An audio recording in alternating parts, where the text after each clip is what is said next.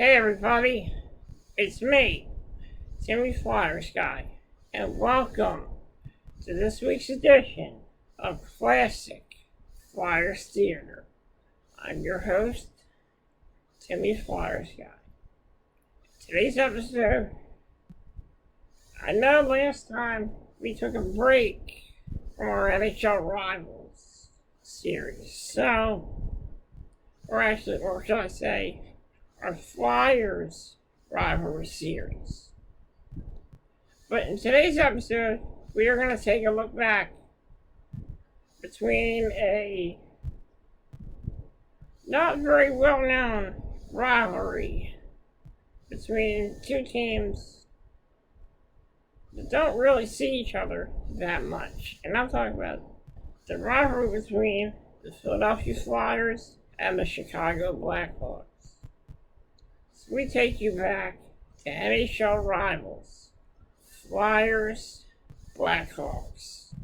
Let's go Flyers, and I hope you enjoy this edition of Classic Flyers Theater with me, Timmy Flyers.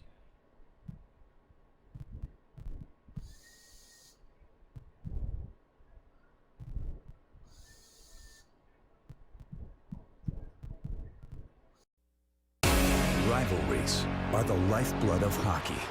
The volume level in the building definitely goes up. I love going into hostile territory. Rivalry, pure and simple, is hatred.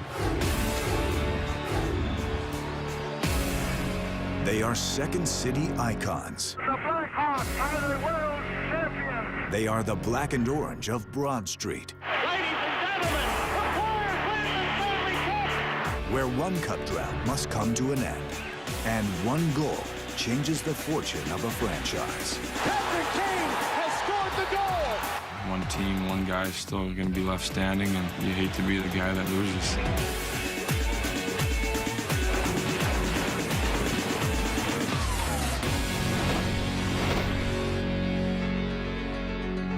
The 2010 Stanley Cup Final pitted Philadelphia against Chicago. These are two teams that like to hit. We're going to see a physical series. It had been decades since either team won hockey's coveted cup. And it didn't take long for the Flyers and BlackHawks to get to know each other on the ice, asking all the important questions. Are you tough? Yeah, I'm pretty tough. You want to go then? In the first postseason meeting between the two teams since 1971, fresh familiarity bred contempt. That's your first good hit of the year. Things are starting to get a little nastier between these two teams. The series began in the Windy City, where since their inception in 1926, the BlackHawks had weathered ups and downs and established an identity that was uniquely Chicago. They are a pillar of the National Hockey League, born in 1926. The Chicago Blackhawks would win 2 coveted Stanley Cups in their first 12 years of existence. But then a generation of Chicago hockey fans would witness a dry spell for almost a quarter of a century. Their fortunes only to change in the late 1950s with the arrival of a young superstar, Stan Mikita, and the electrifying Bobby Hull. Bobby'd come down the left side, and he would shoot high first. He'd waste one past your ear, and the second one you'd be ready for, and you'd think, I wonder if I'm going to get hurt on this one, and he'd go low. The Golden Jet driving at center, in on the Ranger defense. He drives one. Hull and the Hawks would end 23 seasons of futility when they faced their original 6 rivals, the Detroit Red Wings, in the 1961 Stanley Cup Final. And there goes the Cyrus to end the game, and the BlackHawks are the world champions and the Stanley Cup winners for the 1960-61 season. The 1961 championship would unfortunately represent the lone title in the Hull era. The Blackhawks would come up short in 4 other trips to the Cup Final between 1962 and 1973. The game is over. Canadians have won the Stanley Cup. Listen to this crowd as they cheer their Blackhawks as they leave the ice. Chicago and the other 5 original franchises were remnants of the NHL's old guard. When the next wave of NHL expansion took place before the 1967 season, the new franchise from Philadelphia would come to symbolize the NHL's new guard, and it began with one player. The biggest move the franchise ever made was drafting a diabetic center in the second round in 1969, who went on to become one of the 10 best players in hockey history, at least at the time he retired. Bobby Clarke and the Flyers quickly became the new face of hockey, and together they developed a new culture and style of play just fine for Broad Street. A lot of people don't know why the Broad Street Bullies became the Broad Street Bullies, and it goes back to a playoff series they had against the St. Louis Blues where guys like Bob Plager were just beating up on the Flyers mercilessly. And Ed Snyder, who was the original owner of that team, said, "Never again. Never again will we be pushed around." The Broad Street Bullies let their fists do the talking, and just 7 years into their existence, the Flyers were playing for the 1974 Stanley Cup. Ladies and gentlemen, the Flyers are going to win the Stanley Cup! One season later, the defending champs would do it again. The Flyers have won their second consecutive Stanley Cup. Unfortunately, the Flyers' reign of terror and championship rings would be stopped by emerging dynasties in Montreal and on Long Island. The burden of the Bullies' back-to-back titles weighed heavily on the franchise. In Philadelphia, they're still dining out on the Broad Street Bullies Cups of 74 and 75. But there was a sense that, well, at some point they have to make some new history. 1 decade after their last title, the arrival of a young, brash coach brought optimism to Philadelphia. But Mike Keenan's conference championship teams of 1985 and 1987 would lose to Wayne Gretzky and the Oilers twice in the finals. By the time Keenan was fired by the Flyers after the 1988 season, the old guard BlackHawks Cup drought had reached 27 seasons. Chicago was floundering in mediocrity. The man known as Iron Mike was hired by the BlackHawks. When I first arrived in Chicago, it wasn't a very good team at all, but I enjoyed and thrived on the opportunity to win. And I think that was set by the expectation of the franchise. The revitalized Hawks reached the conference finals in each of Keenan's first 2 seasons behind the bench. And by 1992, Chicago was back playing for the Cup for the first time in 19 years. The Chicago Blackhawks celebrate the berth in the Stanley Cup final. But the jubilation was once again short-lived. The Blackhawks were swept in 4 games by Mario Lemieux and the Penguins. The specter of 1961 continued to loom over the Chicago franchise. It would take a ping pong ball and a kid named Kane to alter the path of 2 franchises. The first selection of the 2007 entry draft belongs to the Chicago Blackhawks. And we proudly select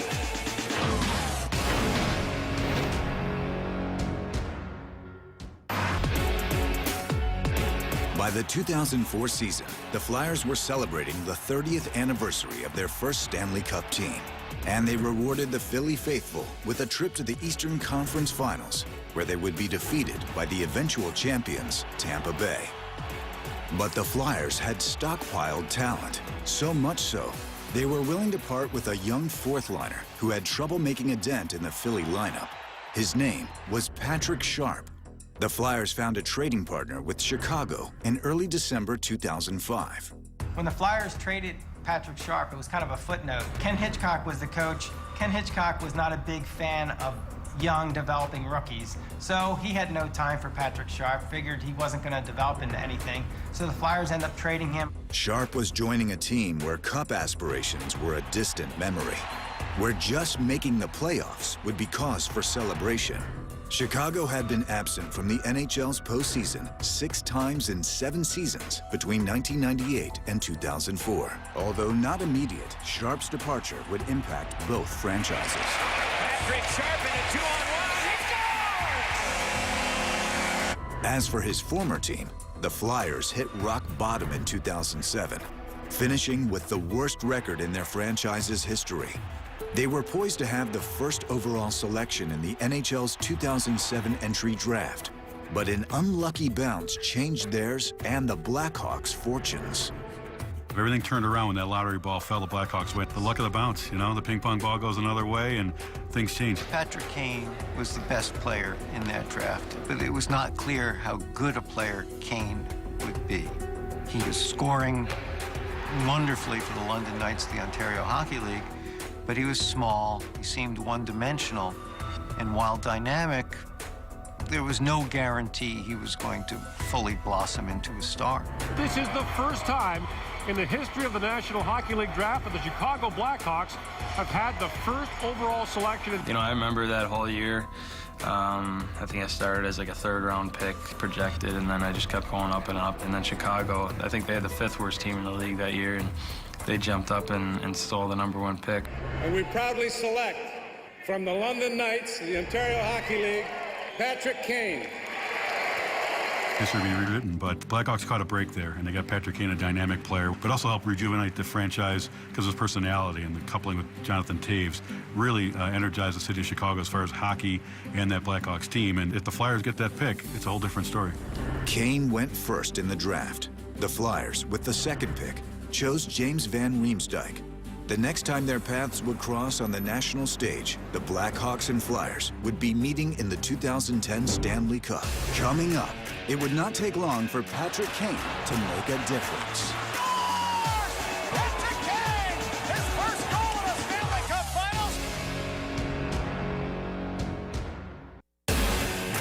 The 2009-2010 season presented an opportunity for both Chicago and Philadelphia to end their Stanley Cup droughts, as both teams would travel down an improbable road that would lead them to the Stanley Cup final.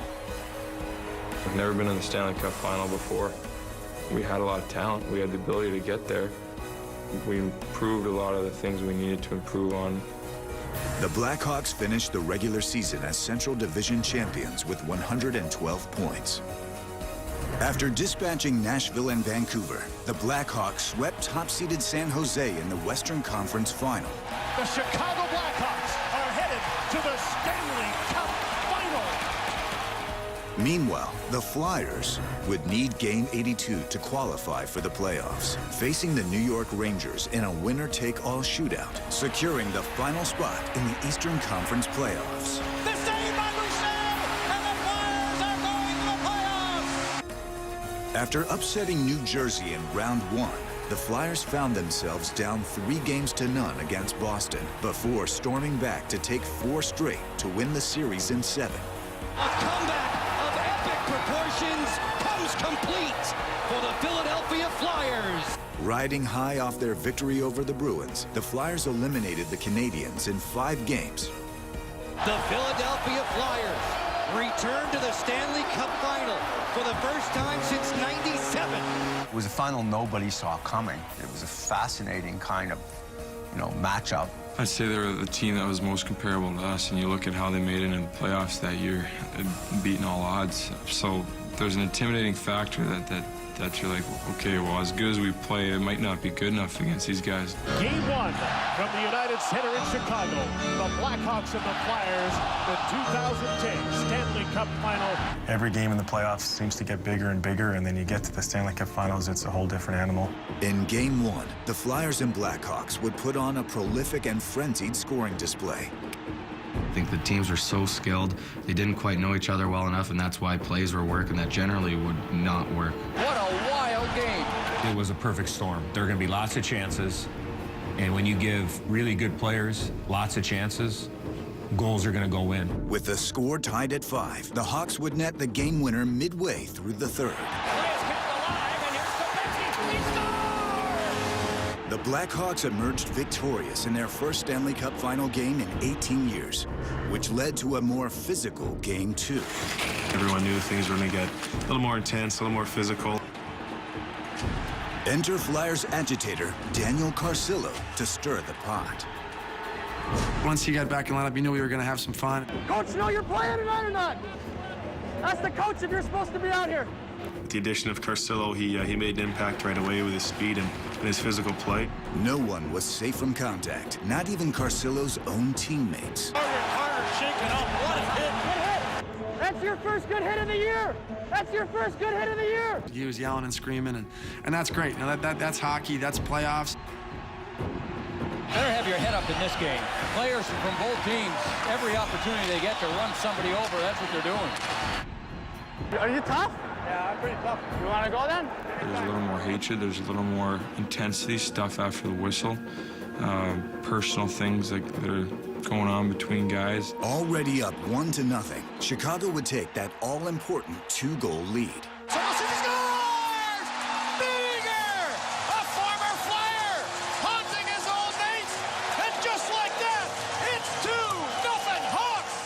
Coming back, fighting back, but at the end of the day, they got the best of us. Chicago holds off the Flyers in the third, and game 2 goes to the Blackhawks. Didn't really know a lot about that team. Going to Chicago, losing first 2 games, and obviously the results wasn't the result we wanted. Down 2-0, the Flyers would need home cooking and overtime to keep their Stanley Cup title hopes alive. Briere sets up Carl, side of the net, deflected, score! After the overtime thriller, the Flyers would win Game 4 to even the series heading back to Chicago. And their newfound confidence was exuded by their team leader and renowned character, Chris Pronger. What was the best of 7s, now best of 3. Are you disappointed? Deeply disappointed, yeah. Yeah, winning a hockey game, Johnny, it's... No, I'm just saying, it's a little tight, dude. A little close to the That happens. It happens. They were pressing and coming hard, and, you know, we got the win, though, John. That's all that matters. Don't be negative, John. Don't be negative. In the midst of the heated battle, Pronger would be at the center of a game within the games. And this one was pretty funny because Chris Pronger, who has his own way of doing things, would take the puck after a win by the Blackhawks and just take it back. It became almost a soap opera about it. You know, very middle school. You know, this was the NHL reduced to 7th grade. It was funny. Prongs is a veteran guy. He just does a great job of, I guess, getting all the attention on him because he can handle it.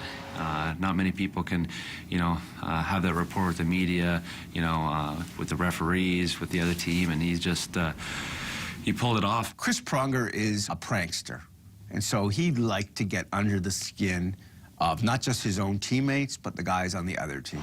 And it became a bigger deal than it was, and I know, knowing Chris, he giggled about it all. All jokes would be put aside for a pivotal Game 5 in Chicago. I remember going into it, the confidence, knowing we lost the game before, but I think we had a little bit of a chip on our shoulder to come out and you know, show our true colors. Carried on by Ladd, and a shot knocked down Ladd, side of the net, score! That was the best 3 periods I think our team put together all season. Gave it a Sharp in the slot, he shoots, he scores! Patrick Sharp! I don't like that one song they play after they score. Dun, dun, dun, dun, dun, dun, dun, dun, dun, dun, dun.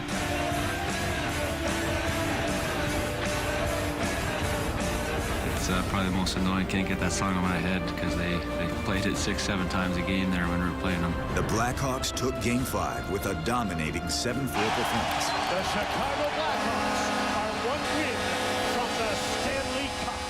For Chris Pronger, Game 5 was a night to forget. Philly star defenseman was on the ice for 6 of the Blackhawks' goals, and in the penalty box for the 7th, Pronger finished the night with an atrocious -5. Game 5, Chris Pronger was like the weather in Chicago in the dead of winter. It was -5. An awful game. Everything went wrong. This was a bad night for Pronger, and when Pronger has a bad night, everybody in the Flyers looks around and, oh my, if he's doing that, we have problems. They got worse, and he was on the ice when everything happened. The Chicago Tribune decided to have a little fun and had a picture of him wearing a figure skater's costume. Not a man's figure skater's costume. I'm not sure he was wildly amused by that.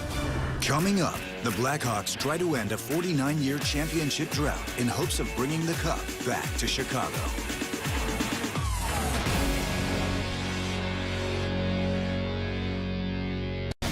Game 6 would be back in Philadelphia. The Blackhawks were 1 win away from hoisting the cup for the first time in 49 years. That means everything. I mean, every kid grows up dreaming of winning the Stanley Cup. Game 6 is underway. I feel like I've won it 1,000 times on my driveway back in Thunder Bay, Ontario, growing up as a kid.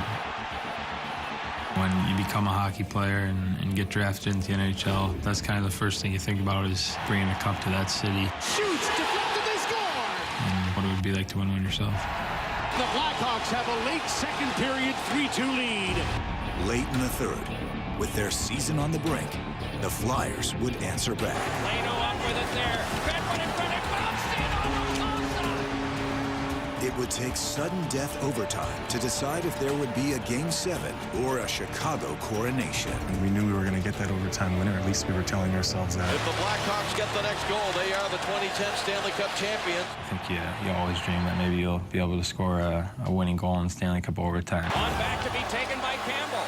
Here's Campbell handing on to Kane again. I just remember thinking, Kaner's going to pass me this puck and I'm going to score. Lots of head fakes there, trying to shake Timonen. Threw it in front. Oh my, it rattled around. Did he score? It scored! We saw no light, we saw no signal, and we're not sure if they've sent a signal of a goal yet, but they are celebrating at the other end of the ice. What chaos! Next thing I know, I'm chasing him around the ice like an idiot. We have not seen a signal of goal from the referee yet. The referee wasn't able to see it. The players on the ice didn't know, except for Kane. I think the whole bench was just shocked. The whole city of Philadelphia, even the announcers didn't even know what was going on. They're all celebrating at the other end. I'm still looking at the puck at the net, and nobody can find the puck. And it took forever to find this puck. If you listen to every call of that game, whether it's in the U.S. and Canada, in English or in French, everyone lost sight of it because it was just one of these phantom things. The way that Leighton went down, I saw the puck hit the back of the net from the opposite side because the back of the net popped up, which told me that the puck went in the net. And when he went skating around, everybody was like, what's going on? I said, Hawks just won the Stanley Cup. It is in! The puck is in the net! It's a goal! The Stanley Cup to the Chicago Blackhawks! I don't think many people knew it was in the net. Everyone's coming down to celebrate with, myself and a couple other guys in Niemi and Sharp, and there's still guys looking back at the ref to look for the call and see if it was actually a goal. It was finally maybe official when the cup came out, and I remember thinking to myself, okay, well, they can't call the goal back. It's officially in the net. Jonathan Toews, come hoist the Stanley Cup. To finally lift that Stanley Cup and be with the guys on the ice, it was a pretty amazing thing. You'll never forget what that feels like to be in a position where you're playing for a championship and for a cup, and to be in overtime and not have that game go your way and your season be over as quick as a blink of an eye. Not the most elegant of cup celebrations, but we didn't care. We were happy that we won. The Blackhawks were champions. They would return home for a hero's welcoming, a city that rejoiced in Lord Stanley's return to the Windy City. Chicago! The Blackhawks would not need another 49 years to win another Stanley Cup. 3 springs after Patrick Kane's game-winning phantom goal, Chicago scored twice in the span of 17 seconds against the Bruins in another fabulous Game 6. In less than a decade, a slumbering Original Six franchise has roared to life.